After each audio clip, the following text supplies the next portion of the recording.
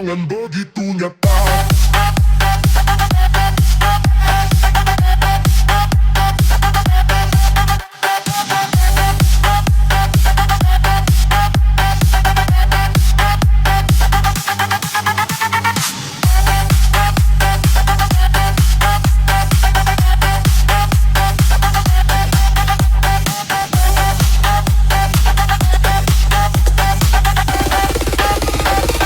Senjangan begitu nyata. Terbang di dalam kenyataannya, terhalang dengan alasannya.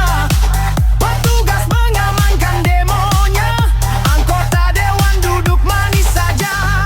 Tentu terjadilah bentrokannya antara pengaman dan mahasiswa. Demo massa bukan saja mahasiswa, derai berool jadi korbannya.